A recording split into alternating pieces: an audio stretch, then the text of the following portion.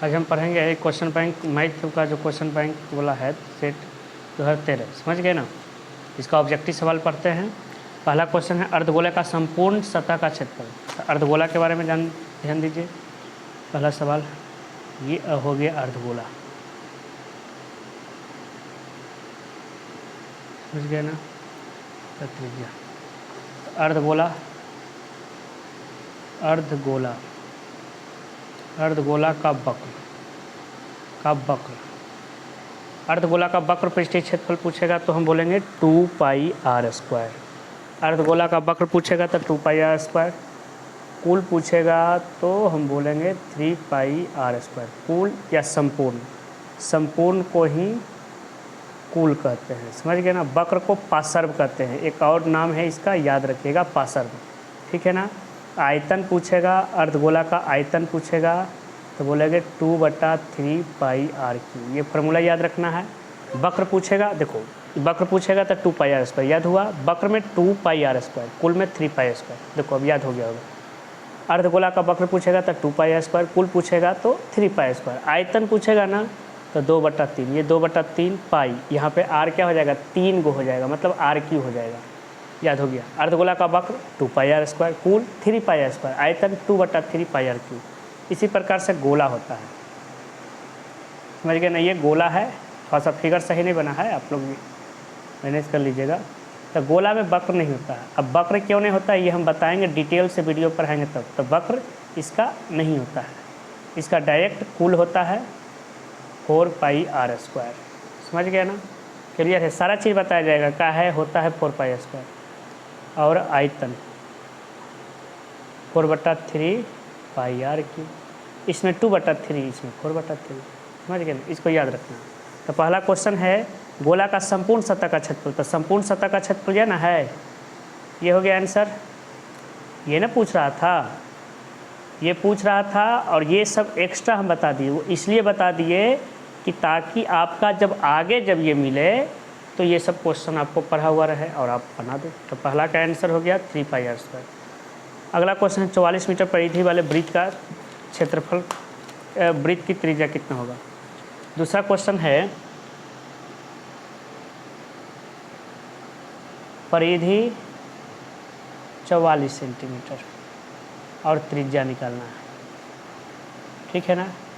Clear है। तो वृत्त की परिधि होता है 2 पाई आर। परिधि का मान 44 दिया हुआ है, 2 पाई का मान 22/7 और आर दिया हुआ है। तो देखो इधर 22 दूनी 44, 2 से काटेंगे 1 मतलब होगा ना। अब इधर 1 इधर 1 गुना आर गुना 1 कर देंगे, और फिर इसको तिरछी जब गुना कर देंगे बाई क्रॉस तो आर हो जाएगा 1 गुना 1, और 7 को 1 से गुना कर देंगे कितना हो जाएगा, 7 सेंटीमीटर। क्लियर है कि नहीं क्लियर है। तो ये पूछेगा। अब इससे रिलेटेड कुछ फार्मूला। वृत्त की परिधि हो गया, वृत्त की परिधि। तो वृत्त का क्षेत्रफल पाई आर स्क्वायर होता है, याद रखिएगा। वृत्त का परिधि का भी फार्मूला याद रखना है 2 पाई आर। अब वृत्त का क्षेत्रफल पाई आर स्क्वायर। और एक इसी में पूछता है चक्रों की संख्या बराबर पूछता है दूरी बटे परिधि, याद रखना है। ये फार्मूला बार बार लिखने से ये होगा कि आप लोग का रिपीट हो जाएगा, और एक समय ऐसा आएगा कि आप लोग का हर फार्मूला है जो कि पढ़ा हुआ रहेगा। अब इससे रिलेटेड क्वेश्चन दे देते हैं। परिधि का मान 44 न है, 14 सेंटीमीटर दे देते हैं, और त्रिज्या निकाल लोगे, बना के देखना, निकल जाएगा। परिधि 22 सेंटीमीटर और त्रिज्या। क्लियर है, समझ गए ना।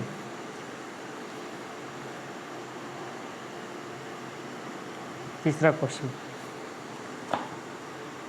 ये बीच की दूरी कर रहा है। बिंदु 2, 3 है और 4, 1 है, इसके बीच की दूरी देखो। एक रेखा खींच लेते हैं, इसका नाम दे दो ए बी। 2, 3, यहाँ 4, 1। दूरी का सूत्र होता है √x2 - x1 का whole square plus y2 - y1 का होल स्क्वायर। देखो ये x1 ये x2, ये x1 है, ये x2 है, ठीक है ना।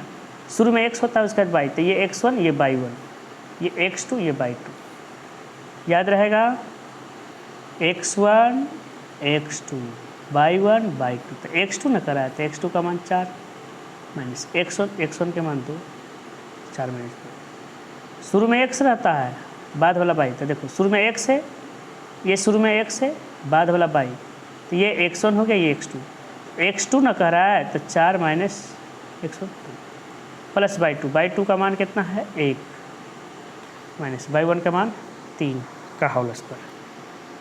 4 में से 2 गया 2, 2 का स्क्वायर कर देंगे, 1 माइनस 3 माइनस 2 का स्क्वायर कर देंगे, 2 का स्क्वायर 4, अब माइनस का स्क्वायर प्लस होता है, 4 4 क्या हो गया 8 हो गया। 8 इसको लिख सकते हैं 4 गुना 2, 8 है तो 4 गुना 2, 4 का वर्गमूल 2 रूट 2, ये हो गया 2। क्लियर है। अब इसका बनाने का सबसे शॉर्टकट तरीका, ऑब्जेक्टिव में पूछेगा तो इतना नहीं लिखेंगे। देखो इधर पहला के गैपिंग, पहला को पहला से देखेंगे, 2 और 4 के बीच गैपिंग 2, 2 दूनी 4, 3 और 1 के गैपिंग 2, गैपिंग मतलब घटाओ, शुरू वाला को घटा देंगे, बाद वाला को घटा देंगे, स्क्वायर कर देंगे, तो शुरू वाला को शुरू वाला से घटा दिए तो 2 आया, 2 का स्क्वायर क्या हुआ 4, बाद वाला को बाद वाला से घटा दिए 2 आया, 2 का स्क्वायर 4, 4 4 8, 8 का वर्गमूल होता है 2 रूट 2, समझ गए ना। अब देखो यहाँ पे जल्दी ये ऑब्जेक्टिव जो सवाल आता है, जैसे यहाँ पे 5 2 और 3 1 के बीच की दूरी, तो देखो इधर 5 में से 3 गया तो कितना हुआ 2, 2 का स्क्वायर कितना होगा 4, 2 में से 1 गया 1, 1 का स्क्वायर 1, 4 में 1 जोड़ देंगे तो 5, रूट 5 आंसर। इधर रूट 8 आया था ना, तो ये टूट रहा था, तो रूट 5 तो टूटेगा नहीं, यहाँ रहेगा 10 हो गया, यहाँ 6 और 7 रहेगा, यहाँ 5, यहाँ कुछ भी दे दो, चलो 4 दे देते हैं, के बीच की दूरी, तो शुरू वाला को शुरू वाला से घटा देंगे, तो 10 में से 7 गया तो कितना हुआ 3, और 3 का स्क्वायर क्या होता है 3 का स्क्वायर 9, बाद वाला को बाद वाला से, जरूरी ना है कि माइनस प्लस वो सब स्क्वायर होता है तो प्लस से हो जाता है, तो ये नहीं देखना है कि अच्छा आगे छोटा है पीछे बड़ा है ऐसे कर रहे हैं, नहीं। अगर मान लो ये 10 पीछे रहता 7 आगे रहता तो भी 3 का स्क्वायर 9 ही आता, माइनस में आता लेकिन प्लस में हो जाता स्क्वायर, तो 10 में से 7 गया 3, 3 का स्क्वायर 9, 6 में से 4 गया 2, 2 का स्क्वायर 4, तो इधर 9 आया था, इधर 4 आया, 9 4 13, रूट 13 आया कि नहीं आया। ऑब्जेक्टिव को इसी प्रकार से बनाना है, समझ गए ना।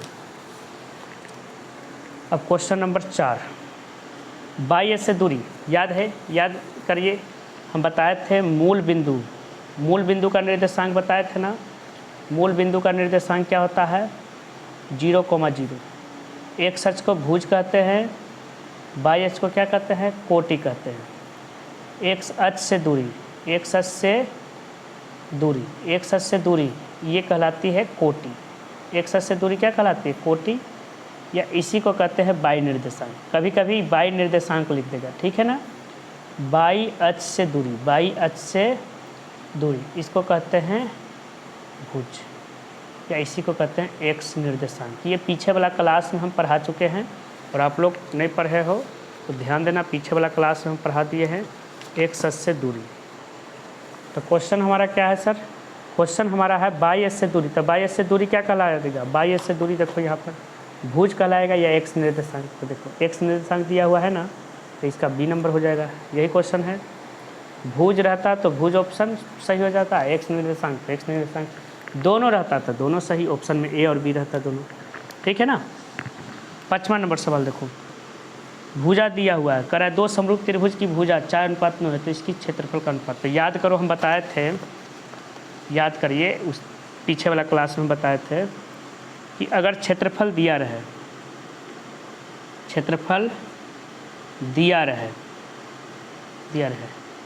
भुजा, परिधि, परिमाप, त्रिज्या, ऊंचाई, तो हम वर्गमूल तोड़ देंगे और ये हो जाएगा हमारा आंसर, ठीक है ना। क्षेत्रफल दिया हुआ रहे तब। लेकिन अगर दिया हुआ रहे उल्टा, अगर मान लो भुजा भुजा, परिधि, परिमाप या त्रिज्या या ऊंचाई, ये सभी दिया रहे, ये सभी क्या रहे, दिया रहे। अब पूछ रहा है क्षेत्रफल, समझ गए ना, दिया रहे, अब पूछ रहा है क्षेत्रफल, तो क्या कर देंगे आप, वर्गमूल तोड़ इसमें स्क्वायर कर दोगे, क्या कर दोगे, स्क्वायर कर दोगे, ये हो जाएगा आंसर। ठीक है ना। तो देखो इसमें क्या दिया है, भुजा 4:9 दिया हुआ है, क्या दिया हुआ है, भुजा 4:9 और करा है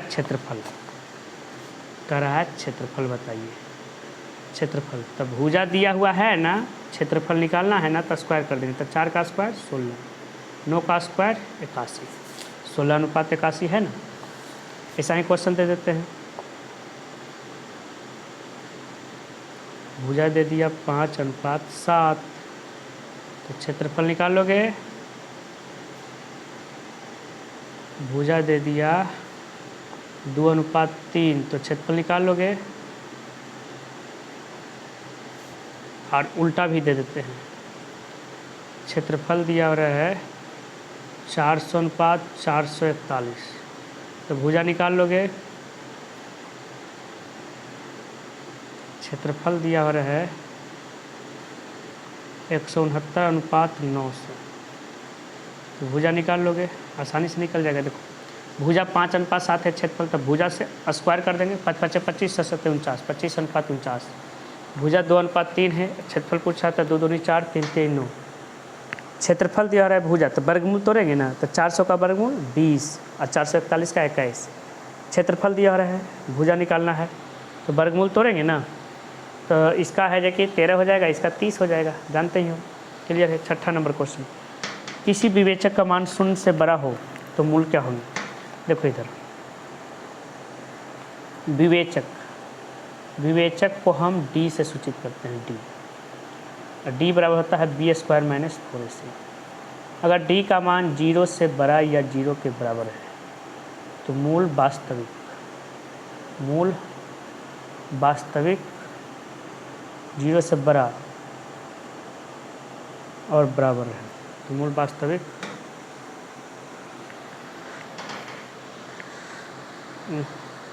d का मान 0 से बड़ा रहे तो मूल वास्तविक और समान रहेगा और असमान रहेगा, याद रखना। और d का मान अगर 0 के बराबर है तो मूल वास्तविक और समान रहेगा और समान। और d का मान अगर 0 से छोटा है तो मूल अवास्तविक।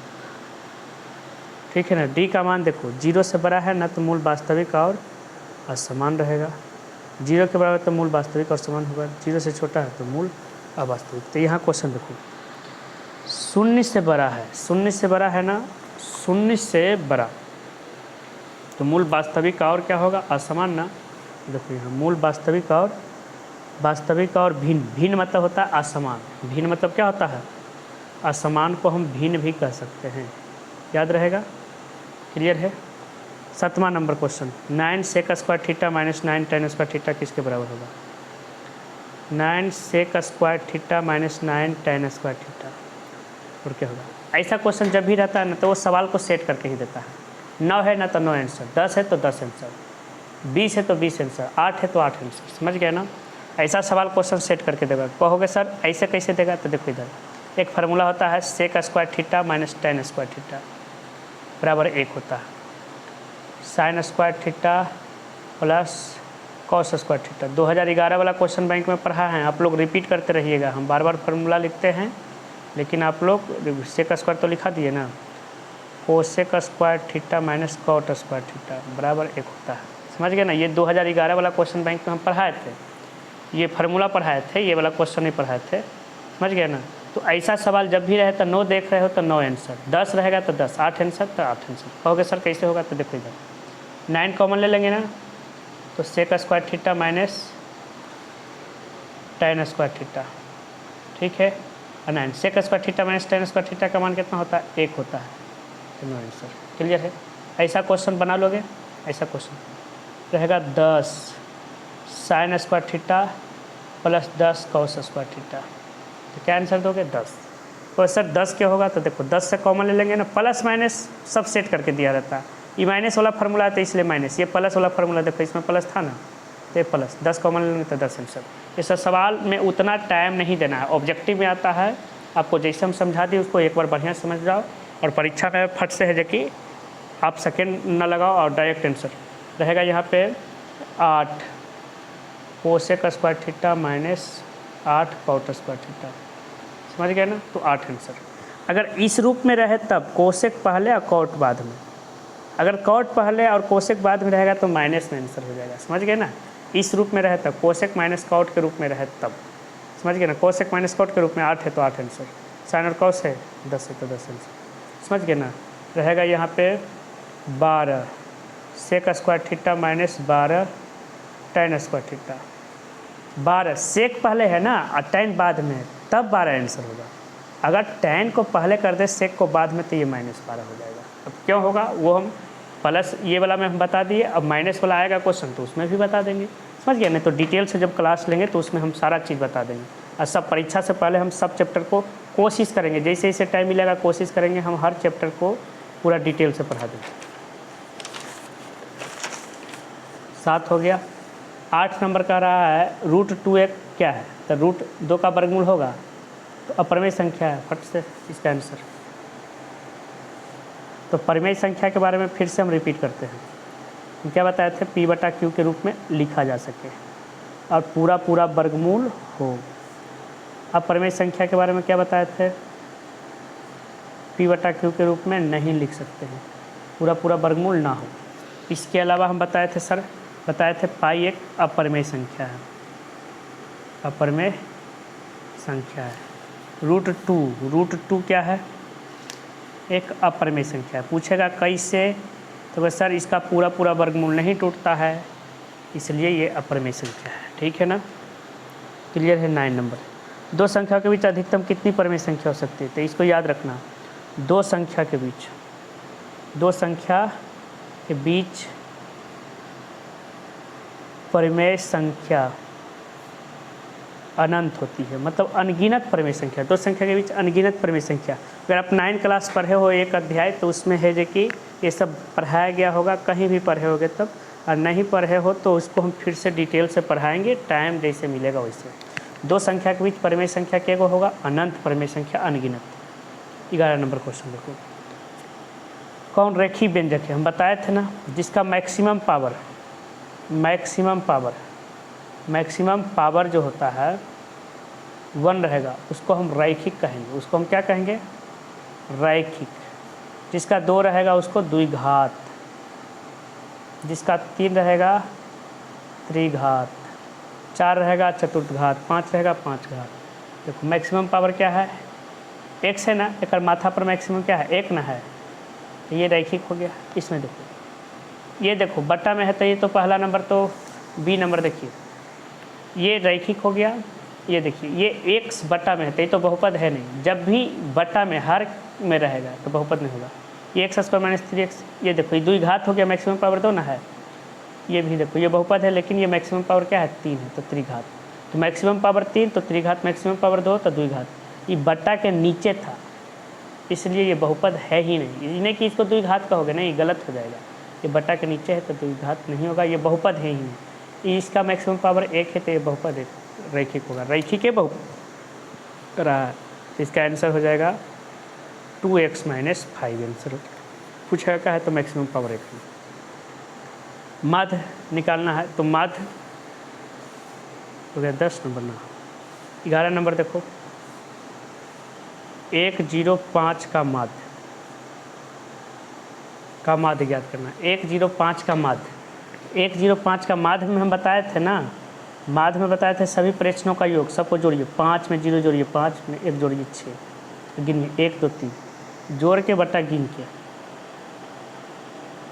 3 दूनी 6 आंसर। पहले जोड़ दो, जो भी रहे उसको जोड़ दो, उसके बाद गिन दो। यहाँ क्वेश्चन देते हैं 7 2 9 का माध्य, 10 20 1 का माध्य। इसके अलावा माध्य के बारे में हम प्राकृत संख्या के बारे में बताए थे, हम लिख देते हैं 5 प्राकृत संख्या का माध्य। प्राकृत संख्या का माध्य याद है, कुछ भी दे दे, 100 पूर्ण संख्या का माध्य, पूर्ण संख्या का माध्य, 1000 सम संख्या का माध्य, सम संख्या का माध्य, 121 विषम संख्या का माध्य, विषम संख्या का माध्य। तो आप लोग को याद होगा या नहीं होगा हम बताते हैं। देखो इधर ये ऐसा अंक वाला माध्य देते ना, तो आप जोड़िए, 7 2 9 9 9 18, 18 को 3 से भागा दे दीजिए, जोड़िए बटा गिनिए, जोड़िए 10 20 30 31, 31/3 कटेगा तो काट के लिखेंगे, नहीं कटेगा तो दशमलव में लिखेंगे। 5 प्राकृत संख्या, तो प्राकृत संख्या का माध्य निकालने के लिए बताए थे, 1 जोड़ देना है, आधा कर देना है, तो 5 में 1 जोड़ दोगे 6 के आधा 3, तो 3 आंसर। पूर्ण संख्या बताए थे, 1 घटा देना है, आधा कर देना है, तो 100 में से 1 घटाएंगे, 99, 99 के आधा कितना हो जाएगा 48, 99 के आधा हो जाएगा 49.5, 49.5 हो जाएगा, ठीक है ना, निकल जाएगा। सम संख्या के माध्य, तो इसमें कोई आधा उधा नहीं करना है, 1 ज़्यादा आंसर, 1000 सम संख्या का माध्य पूछ रहा है ना, 1001 आंसर, ठीक है। अब विषम संख्या के माध्य पूछ रहा है तो वही आंसर है, 121 विषम संख्या का माध्य, 121 आंसर। तो बनाओगे, इसको बना लेना, ठीक है ना, जो क्वेश्चन दे रहा है ना इसको ज़रूर बनाइएगा। आगे देखिए, एक निश्चित घटना की प्रायिकता कितनी होती है, तो प्रायिकता के बारे में हम बता दिए हैं कि प्रायिकता को हम P से सूचित करते हैं, प्रायिकता को P से, P बराबर होता है NE/NS। अब प्रायिकता का जो मान होता है 0 से बड़ा या 0 के बराबर और 1 से छोटा होता है। निश्चित घटना की प्रायिकता 1 होती है, निश्चित घटना की प्रायिकता 0 होती है, समझ गए ना। और प्रायिकता है को P से, और प्रायिकता नहीं है को PE' से, और दोनों को जोड़ते हैं तो 1 आता है, P जोड़ P' बराबर 1। तो ये क्या कर रहा है, निश्चित घटना की प्रायिकता, तो निश्चित घटना की प्रायिकता क्या होती है 1, निश्चित घटना की, ये लिख लेना है, निश्चित घटना की प्रायिकता बराबर 1, अनिश्चित घटना की प्रायिकता, अनिश्चित घटना की प्रायिकता बराबर 0, निश्चित घटना की प्रायिकता 1, अनिश्चित घटना की प्रायिकता 0। क्लियर है, याद रखिएगा। 13 नंबर,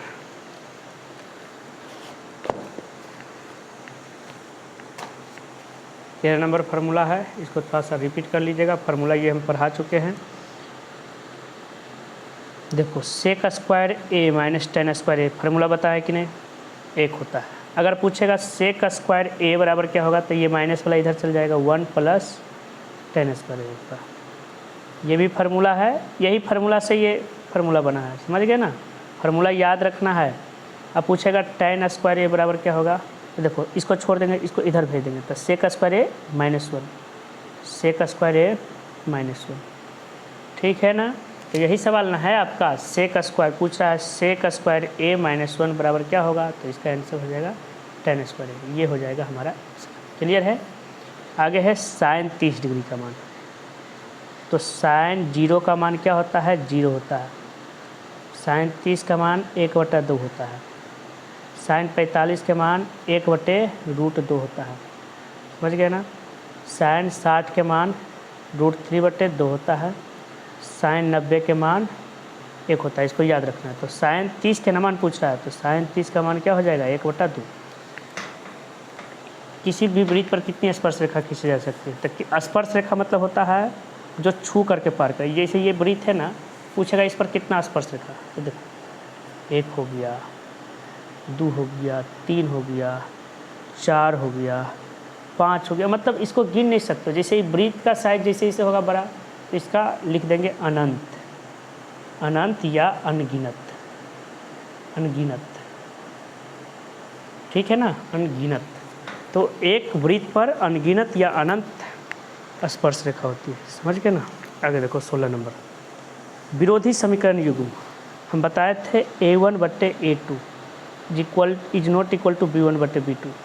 तो ग्राफ प्रतिच्छेद, प्रतिच्छेद पढ़ाए थे ना कि नहीं, संगत हल, संगत, इसके बाद बताए थे अद्वितीय हल, अद्वितीय हल या केवल एक हल, केवल एक हल।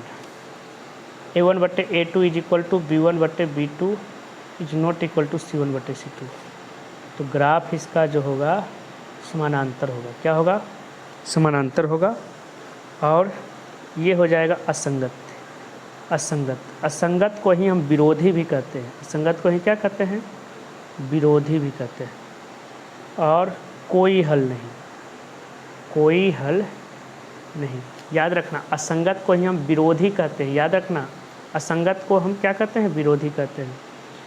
A1/A2 is equal to B1/B2 is equal to C1/C2। तो ग्राफ इसका क्या होता है? समपाती। और ये क्या हो जाएगा? संगत हो जाएगा और अनेक हल हो जाएगा। अनेक हल या अनगिनत हल, समझ गए ना? इसको याद रखना। ये सवाल देखो पिछला सेट में भी मिला था, 2011 में भी मिला था। तो जो सवाल को आप बहुत सारा सवाल देख रहे हो, 2011 में भी बताया है, तो अब 2012 में भी बताया है, 2013 में भी। इसका मतलब वो सवाल इम्पोर्टेंट है, परीक्षा में पूछ रहा है, तो आपका फ़र्ज़ ये बनता है कि उसको कंप्लीट रखें। तो यहाँ क्वेश्चन क्या पूछ रहा है? विरोधी समीकरण युग्म के कितने हल होंगे? विरोधी किसको बोलते हैं? असंगत वाला को ना। इसका कोई हल नहीं होगा। इसका आंसर हो जाएगा कोई हल नहीं होगा। कोई हल नहीं होगा। समझ में आया? कोई हल नहीं होगा। क्लियर है? अब देखो उसके बाद 17 नंबर। 17 नंबर, 17 नंबर है tan स्क्वायर 36 डिग्री बटे cot स्क्वायर 54 डिग्री, है ना? इसका मान पूछ रहा है। इसको हम देखो हम बताते हैं। हम बताए थे पीछे वाला क्लास में भी 2011 में भी मिला है, 12 में भी मिला है, 2013 में भी मिल रहा है। tan, cot, sec, cosec. हम बताए थे साइन कॉस दोनों रहे, tan cot दोनों रहे, सेक कोसेक। अगर ये और इसका थीटा का जो मान है वो जोड़ के 90 डिग्री आ रहा है, तो साइन कॉस में रहेगा, घटाव रहेगा तो 0 आंसर, बटा में रहेगा तो 1 आंसर। इसका थीटा का मान जोड़ करके आ रहा है और tan cot है, घटाव में है तो 0 आंसर, बटा में है तो 1 आंसर। समझ गए ना? तो देखो tan और cot है ना कि नहीं, जोड़ के 90 आ रहा है ना, अब बट्टा में है तो 1 आंसर। इसका आंसर क्या हो जाएगा? तो यही घटाव में रहता है, क्वेश्चन यहाँ तक होता है। tan square 36 degree minus cot square 54 degree. तो इसका आंसर क्या देते हैं? 0 देते हैं। काहे कि घटाव में है तो आंसर क्या? 0। अब बट्टा में रहेगा तो आंसर, कहोगे सर जोड़ में रहेगा तब, जोड़ में रहबे नहीं करेगा सर, जोड़ में रहेगा तो उसका अलग आंसर होगा। समझ गए ना? हम आपको जो चीज़ शॉर्टकट में जो जल्दी कम समय में बनेगा वो चीज़ बता रहे हैं कि अगर साइन कॉस में रहे और दोनों के जोड़ के 90 आ रहा है और घटाव में रहेगा तो 0 आंसर, बट्टा में रहेगा तो 1 आंसर tan cot में। अब देखो यहाँ पर sine square 45 degree minus cos square 45 degree, घटाव में है तो 1 आंसर हो जाएगा, 0 आंसर हो जाएगा कि नहीं? और यही चीज़ बट्टा में रहता है, साइन स्क्वायर 45 डिग्री बटे कॉस स्क्वायर 45 डिग्री। तो इसका आंसर क्या होता है? 1 होता। रहता सेक स्क्वायर 65 डिग्री बटे कोसेक स्क्वायर क्या हो जाएगा? 25 डिग्री। समझ गए ना? तो बटा में ना है सेक, देखो सेक कोसेक है ना, बटा में है, जोड़ के 90 आ रहा है ना, तो 1 आंसर। समझ गए ना? रहता यहाँ पे रहता tan स्क्वायर 89 डिग्री बटे cot square 1 degree. tan cot है ना, जोड़ के 90 आ रहा है।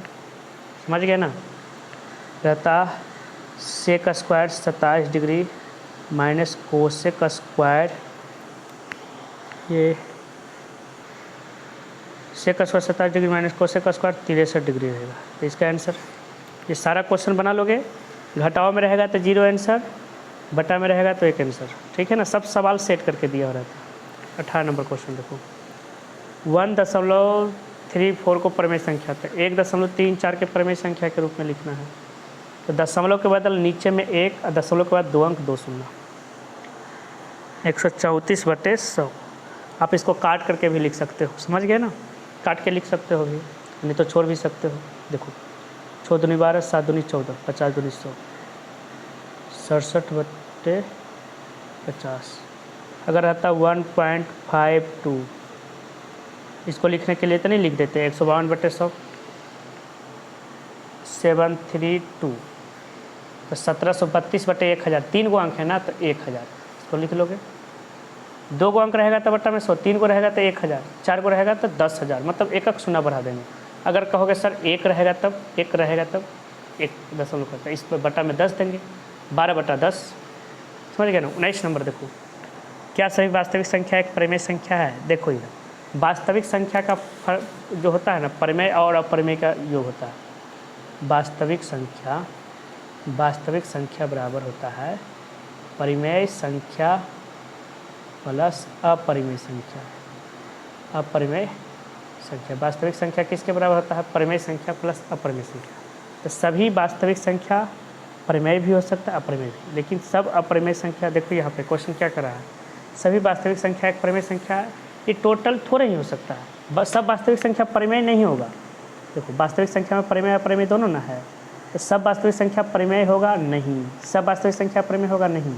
लेकिन अगर पूछेगा परिमेय संख्या वास्तविक है तो हाँ, अपरिमेय संख्या वास्तविक है तो हाँ, n से n पूछेगा तो हाँ, n से n पूछेगा तो ना। तो की पूछ रहा है? वास्तविक संख्या एक परिमेय संख्या है, n से n पूछ रहा है तो ना कहोगे, नहीं। क्या कहोगे? नहीं। समझ में आया? 20 नंबर, करा -3x² + 4x + 5 = 0। योगफल निकालने के लिए अल्फ़ा प्लस बीटा बराबर करा है। तो देखो ABC को पहचानने के लिए सीखेंगे। A का मान -3, B का मान 4, C का मान 5। याद हो गया? समझ में आया? A का मान -3, तो अल्फ़ा प्लस बीटा बराबर होता है -B/A। तो B का मान 4 ना है और A का मान -3, तो माइनस कट गया, 4/3 होगा। अगर रहेगा यहाँ पर -2x² + 3x + 4 = 0, तो अल्फ़ा प्लस बीटा नहीं निकालोगे। रहेगा -7x² + 5x - 9 = 0, तो अल्फ़ा प्लस बीटा नहीं निकालोगे। इसके अलावा कुछ फार्मूला है, उसको हम रिपीट कर देते हैं। अल्फ़ा इंटू बीटा C/A होता है, ये फार्मूला याद रखना है। और 1/अल्फ़ा प्लस 1/बीटा होता है -B/C, ये फार्मूला याद रखना है। द्विघात बहुपद का फार्मूला होता है, द्विघात बहुपद का फार्मूला होता है, बहुपद का फार्मूला देखो, x² - alpha plus beta × x + alpha into beta, ये फार्मूला होता है द्विघात बहुपद का। जो भी चीज़ पढ़ाया है सारा चीज़ इम्पोर्टेंट है, इसको आप लोग कॉपी में लिख लीजिएगा, समझ गए ना। और कॉपी में नहीं लिखोगे तो पछताओगे, और रिवीजन करते रहोगे। जो भी फार्मूला एक्स्ट्रा जो फार्मूला बताते हैं ना, उसको आप लोग याद किया करिए, और ऐसा याद करिए कि भूलिए नहीं। बार बार रिवीजन होगा तो वो कंठस्थ हो जाएगा। और जो एक्स्ट्रा क्वेश्चन देते हैं उसको भी बनाया करिए कॉपी में, बस खाली ये क्वेश्चन बनाने से नहीं होगा, एक्स्ट्रा क्वेश्चन बनाओगे आपका दिमाग खुलेगा। क्लियर है? समझ गए ना।